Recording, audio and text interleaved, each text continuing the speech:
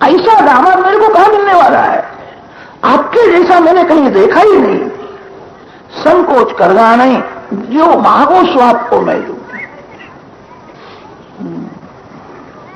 वामन जी ने स्मित हास्य किया है, जगत को समझाया है, किसी के यहां भी मांगने के लिए जाओ तो प्रथम उसकी थोड़ी प्रशंसा करो, फिर मांगना। शक्कर से भी मिठास प्रशंसा में ज्यादा होती है। उसकी प्रशंसा करो, उसके माता पिता की प्रशंसा करो। आजकल ये श्रीमान लोगों के घर में स्त्री का ही राज होता है। घर वाली की प्रशंसा करो तो जल्दी ज्यादा मिल जाएगा। जगत को समझाया है, प्रशंसा की है।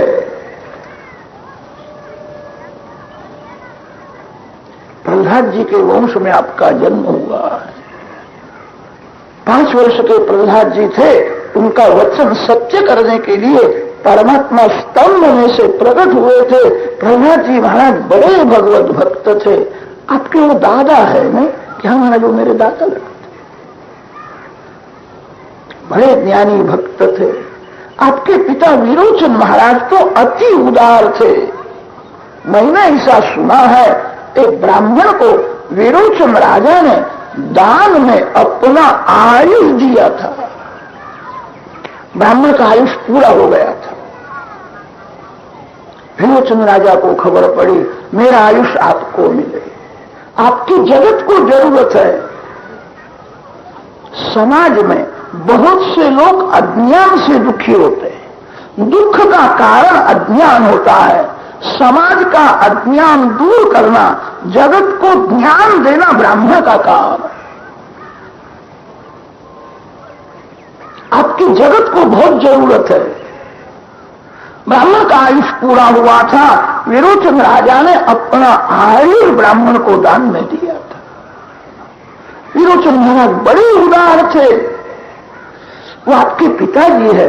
कि हाँ महाराज, वो मेरे पिताजी है। मेरे पिताजी ने ब्राह्मण को आयुष दिया था। आपके दादा प्रहलाद तो महान भगवत भक्त थे, पर दादा हिरण्यकश्यपु महान वीर थे। इंद्रादि देवों का भी उन्होंने पराभव किया था। मेरे को तो ऐसा दिखता है, पर दादा हिरण्यकश्यपु की शक्ति, दादा प्रहलाद जी की भक्ति और पिता विरोचन महाराज की उदारता, ये सभी सद्गुण तेरे में 16 नहीं आ गए। बड़ी उदार हो। मेरे को विश्वास है, मैं जो मांगूंगा सो मेरे को मिलने वाला ही है। बलि को वचन में बांध दिया है। बलि राजा को आनंद होता है, महाराज मांगो, जो मांगोगे सो मैं आपको दूंगा। राजा, मैं तो संतोषी ब्राह्मण हूं, मैं ज्यादा लेने के लिए आया नहीं। मेरे पांव से माप करके 3 पांव पृथ्वी का दान लेने के लिए आया। बलि राजा मन में बोले, हंसने लगे। मन में विचार करते हैं, अवस्था बहुत छोटी है, सो बुद्धि अभी कच्ची है, मांगना आया नहीं। बड़े ज्ञानी है, अवस्था बहुत छोटी है। मेरे को कहते 3 पांव पृथ्वी का मेरे को दान दो। बलि राजा ने वंदन करके कहा है, दान लेने वाले को संतोष होवे ये तो ठीक है, दान देने वाले को भी संतोष होना चाहिए। ये बहुत ही कम है। मैं अपना परिचय आपको कैसा दूं? आत्म परिचय कभी अपने मुख से नहीं देना चाहिए। आपका परिचय दूसरा कोई भले देवे। अपना परिचय जो अपने मुख से देता है, उसके पुण्य का नाश हो जाता है, आयुष का नाश होता है। मेरे को बोलने की इच्छा नहीं है, क्या करूं, आज बोलना पड़ता है। इस संसार में मेरी ऐसी प्रसिद्धि है, जिस ब्राह्मण को मैं दान देता हूं, वह ब्राह्मण दूसरे के घर में कभी दान लेने के लिए जाता ही नहीं है। जगत में मेरी ऐसी प्रसिद्धि है, आज मेरे यहां दान लेने के लिए आए हो, फिर से दूसरे किसी के यहां दान लेने के लिए जाओ, ये मेरे लिए अच्छा नहीं। ये तो बहुत ही कम है। आपका दर्शन करने से ही मैं समझ गया आप संतोषी ब्राह्मण हो, आप लोभी नहीं हो। ये तो बहुत ही कम है। 3 पांव पृथ्वी से क्या होने वाला है? महाराज, आप बड़े होंगे तो आपका लग्न होगा। लग्न होने के बाद संध्या, गायत्री, तपश्चर्या छोड़ करके पैसे के लिए प्रवृत्ति करनी पड़ेगी। आप बड़े तपस्वी लगते हो, भगवान की भक्ति छोड़ करके पैसे के लिए प्रवृत्ति करने में आपको दुख होगा। मैं कैसा मूर्ख हूं, भगवान को छोड़ करके पैसे के पीछे पड़ा हूं। आप बड़े तपस्वी लगते हो। 3 पांव पृथ्वी से क्या होने वाला है? ये तो बहुत ही कम है। 3 गांव का दान मैं आपको करूं। दिन भर आप संध्या गायत्री करो, कुटुंब का भरण पोषण हो। 3 पांव पृथ्वी से कुछ होता नहीं है। 3 गांव में आपको देने के लिए तैयार। आप कुछ ज्यादा मांगो, ये बहुत ही कम है।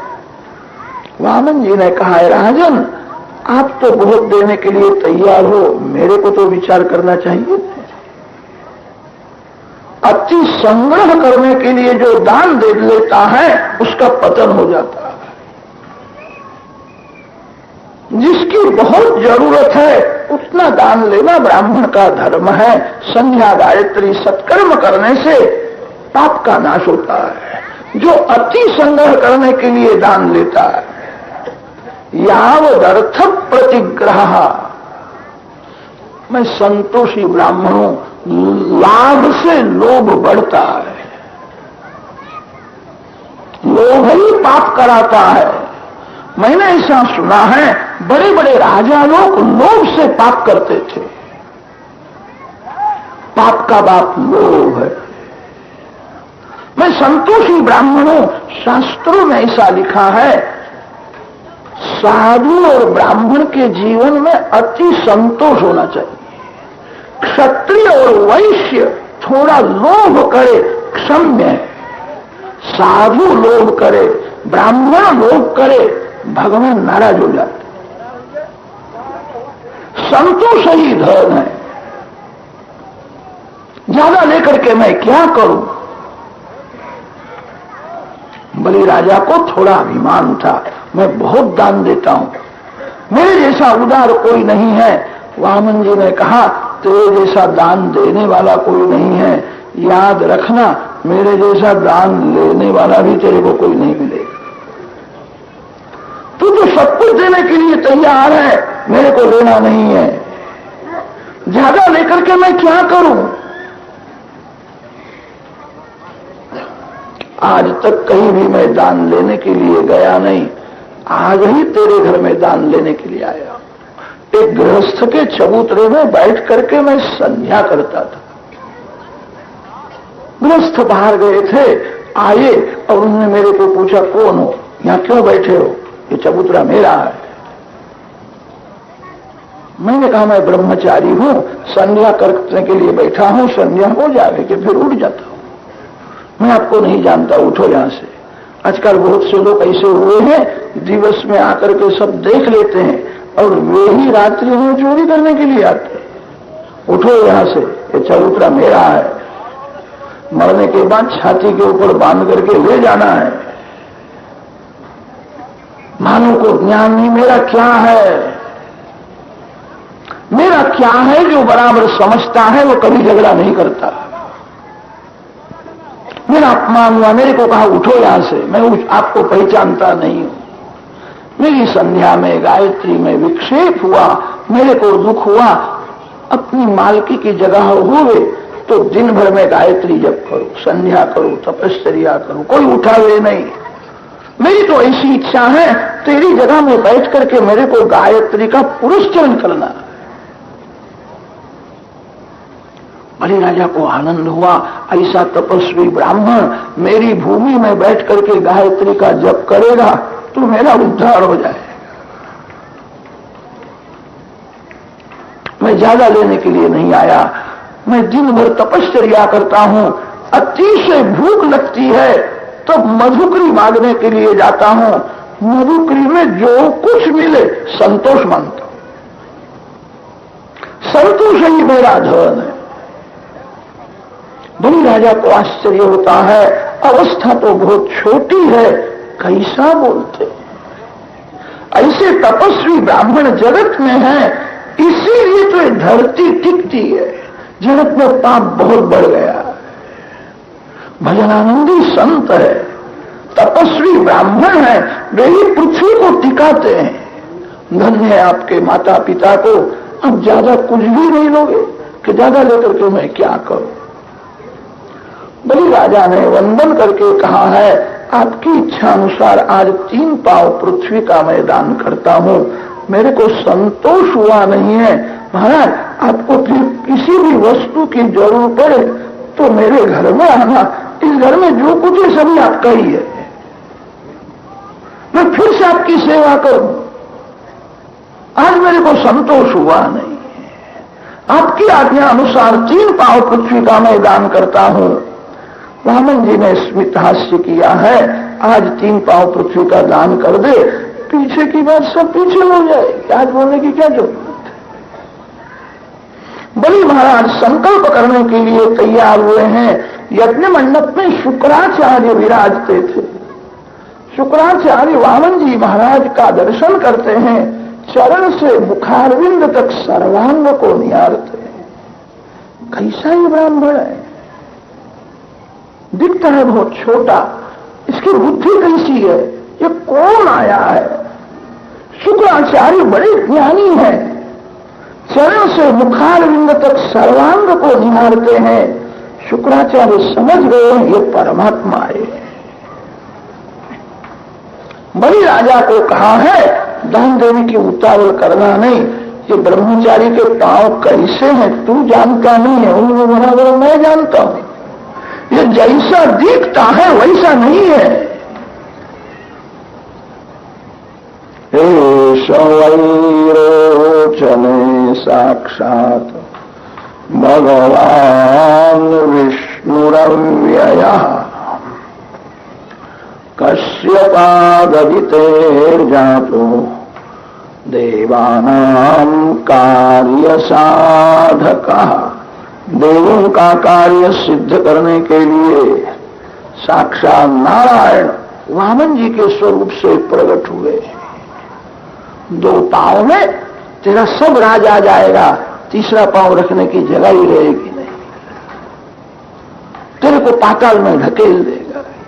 मैं इसको पहचानता हूं।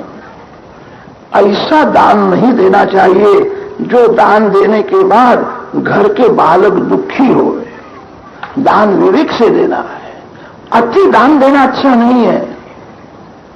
बहुत दान देने से भी मन की शुद्धि नहीं होती, दान देने से द्रव्य की शुद्धि होती है, स्नान करने से तन की शुद्धि होती है, परमात्मा का ध्यान करने से ही मन की शुद्धि होती है। श्रीमान लोग बहुत दान देते हैं, अच्छा है, मन शुद्ध नहीं होता है। अति से दान देने की क्या जरूरत है?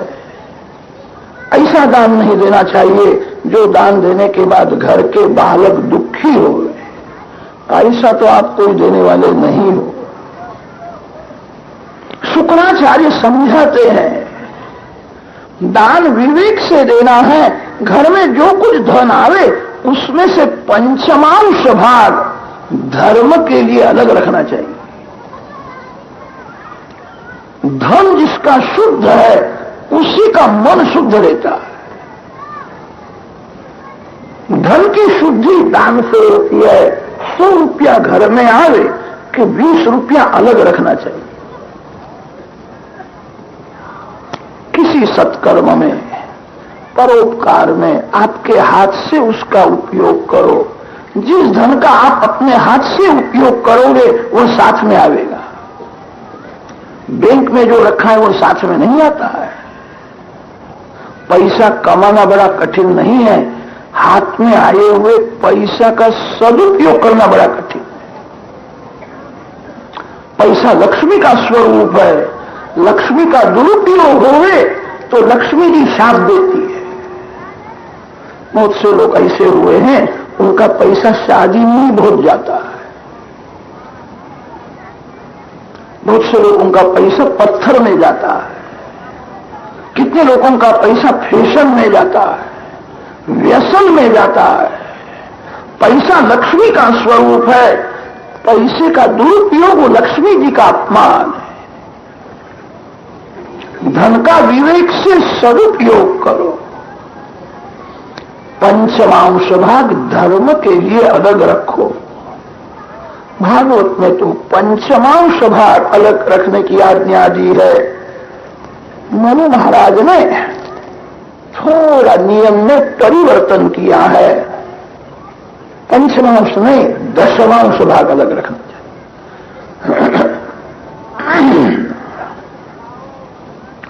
मनु महाराज जानते थे कलयुग में महंगाई बहुत होने वाली है, इसीलिए मनु महाराज ने नियम में थोड़ा परिवर्तन किया है। दशमांश नहीं, पंचमांश नहीं, दशमांश भाग अलग रखो। 100 रुपया घर में आवे तो 10 रुपया अलग रखो। एक धन का भाग धर्म के लिए रखो। गृहस्थ के लिए मोह शोक में, लौकिक सुख में थोड़ा धन का उपयोग करे तो क्षम्य है। कामाय शब्द लिखा है। कितने लोगों का पैसा फैशन में ही बहुत जाता है, व्यसन में जाता है। एक धन का भाग काम सुख में, मोह शोक के लिए जावे, क्षम्य है। भविष्य का विचार करके थोड़ा संग्रह करना चाहिए। कलयुग के लोग धन को ही मान देते हैं। जिसके हाथ में पैसा नहीं है, बहुत से सद्गुण होने पर भी उसको मान नहीं मिलता है, तिरस्कार होता है। कलयुग के लोग धन को ही मान देते हैं। हाथ में पैसा न होवे तो घर के लोग भी तिरस्कार करते हैं। पैसे को ही मान मिलता है। भविष्य का विचार करके संग्रह करो। आपके हाथ में पैसा होवे तो धन के लोभ से भी पुत्र थोड़ी सेवा करेगा। कलयुग के कितने पुत्र ऐसे हुए हैं, माँ बाप को कुछ देते ही नहीं। जो कुछ मिलता है उसको अपनी बहू को ही दे देते हैं, माता पिता को कुछ भी नहीं देते। कितने लोग तो माता पिता को अनाथ आश्रम में रखने के लिए ले जाते हैं। भविष्य का विचार करके थोड़ा संग्रह करो। अति संग्रह करना नहीं, अति संग्रह में से विग्रह उत्पन्न होता है। अति संग्रह से मन बिगड़ता है। विवेक से थोड़ा संग्रह करो। शुक्राचार्य जी समझाते हैं, इस ब्राह्मण को तू दान देगा, तेरे को बैठने की भी जगह रहेगी नहीं, तू दरिद्री हो जाएगा, तू दुखी होगा, इसलिए मैं तेरे को सावधान करता हूं। बलि राजा ने कहा है, आपने मेरे को सुंदर उपदेश दिया है, मैं वैष्णव हूं, मेरा ऐसा नियम है, मेरे नारायण की पूजा करने के बाद भगवान के चरण में तुलसी जी अर्पण करता हूं और मैं बोलता हूं, मैं शरण में आया हूं, मैं आपका हूं, ये शरीर आपको अर्पण है, मेरा मन, मेरा धन आपको अर्पण है, मैं आपका हूं। ऐसा बोल करके मैं साष्टांग प्रणाम करता हूं। अभी तक तो मैं मानता था ये कोई ब्राह्मण का बालक मांगने के लिए आया है, आपने ही मेरे को कहे तो नारायण आए, परमात्मा आए हैं, मैं अपना सर्वस्व इनको दूंगा। भले मैं दरिद्री हो जाऊं तो क्या हर्ज है। संपत्ति का जिसने सदुपयोग किया है उसको विपत्ति में भी शांति मिलती है। परमात्मा मेरे घर में आए हैं, मैं सर्वस्व दान दूंगा, जगत में कीर्ति मेरी रहेगी। दान देने वाला बड़ा कि दान लेने वाला बड़ा। दान लेने वाले का हाथ नीचे होता है और दान देने वाले का हाथ ऊपर होता है। जिसका लगन होने वाला होता है वो वर राजा अपने को बड़ा सयाना समझता है, मैं वर राजा हूं, मेरी पूजा करेंगे, मेरा जुलूस निकलेगा। ये वर राजा को ज्ञान नहीं होता है वह राजा और भिखारी दोनों समान ही होते हैं। भिखारी रोता हुआ भीख मांगने के लिए आता है और ये वर राजा जुलूस लेकर के भी भीख मांगने के लिए आता है। कन्या का दान जो देता है, कन्या दान करने वाला बड़ा है, कन्या दान लेने वाला हल्का होता है। वरांजल युपरिस्थ कन्यांजलि ही मेरी जगत में कीर्ति रहेगी। लोग कहेंगे बलि ने अपना सर्वस्व भगवान को अर्पण किया, भले मैं दरिद्री हो जाऊं, आप संकल्प कराओ। शुक्राचार्य ने कहा मेरे को दिखता है मेरे यजमान का कल्याण नहीं है, अब तू दरिद्री हो जाएगा, ऐसा मैं संकल्प नहीं कराऊंगा। यजमान के हित का जो विचार करते हैं उसी को पुरोहित कहते हैं। तेरा पतन होगा, ऐसा मैं संकल्प नहीं कराऊंगा। वामन जी ने कहा है राजा मैं सब कुछ पढ़ करके आया हूं, मैं संकल्प करा दूंगा तेरे हाथ से। वामन जी महाराज संकल्प कराते हैं। तिथि नक्षत्र का उच्चार किया है। एवं गुण ग्रहगण विशेषेण विशिष्टायाम शुभ पुण्य तिथौ महाविष्णु स्वरूपे ब्राह्मणाय त्रिपदा भूमिम दातुम अहमुत्सृजे। संकल्प बोले हैं दान लेने वाला भगवान है, भगवान इस रूप से लेने के लिए आए। लेने वाले में भगवान का दर्शन करो। भगवान किसी रूप से लेने के लिए आते हैं और देते भी भगवान है। ब्राह्मण में महाविष्णु का दर्शन है, भगवान नारायण इस स्वरूप से लेने के लिए आए। दान का संकल्प बोलते हैं। बलि राजा को कहा झाड़ी में से थोड़ा जल मेरे हाथ में दे दे कि संकल्प सफल हो गया, पूरा हो गया।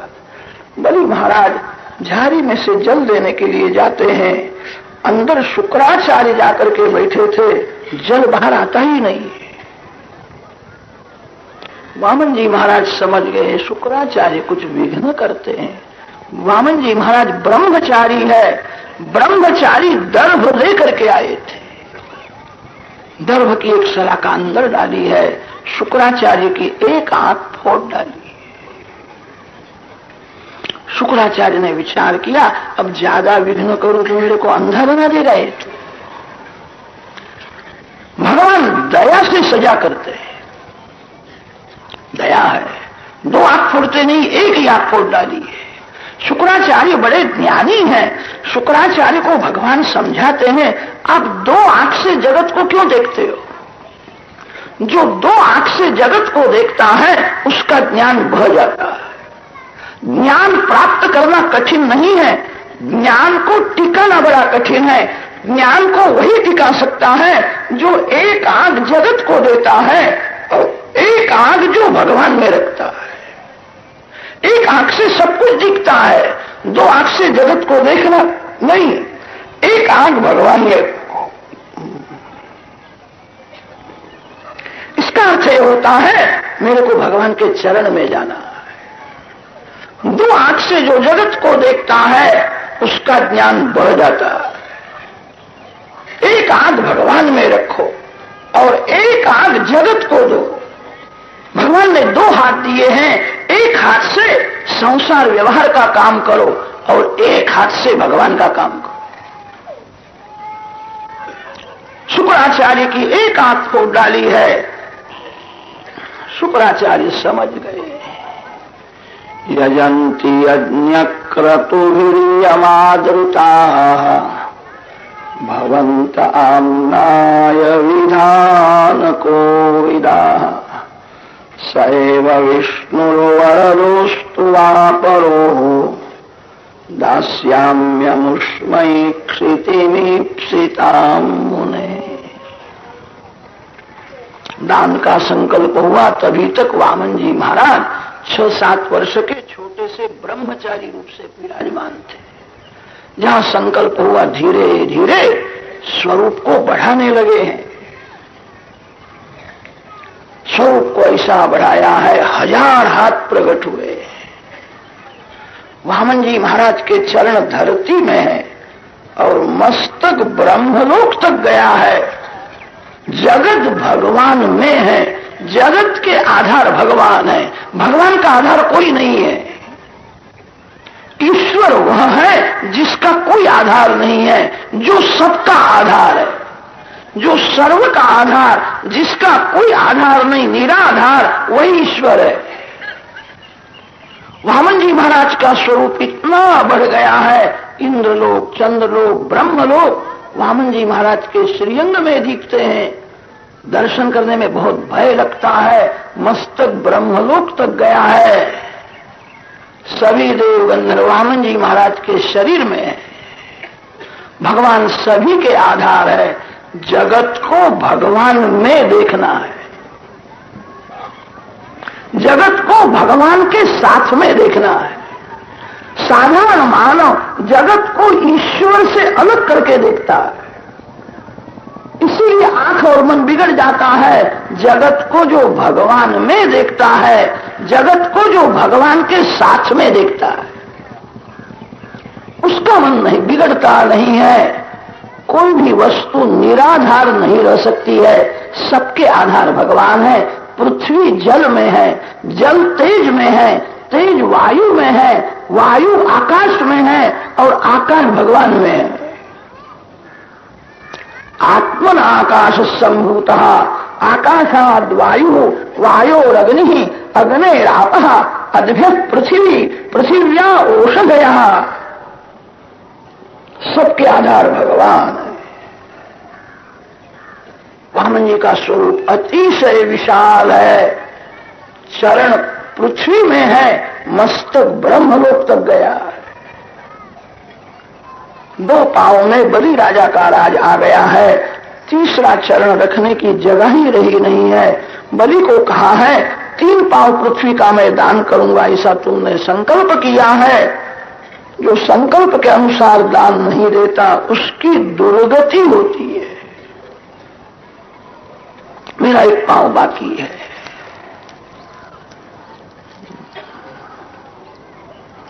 बलि जीवात्मा है, वामन जी महाराज परमात्मा है। यह जीव जब बलवान होता है तो भगवान उसके घर में आते हैं। बलवान बनो। बलवान का अर्थ पहलवान ऐसा नहीं होता है। प्रेम बल को जो बढ़ाता है वही बलवान है। द्रव्य बल, बुद्धि बल, शरीर बल, ज्ञान बल सभी की जब हार होती है तब प्रेम की जीत होती है। जिसने प्रेम बल बढ़ाया है वही बली है।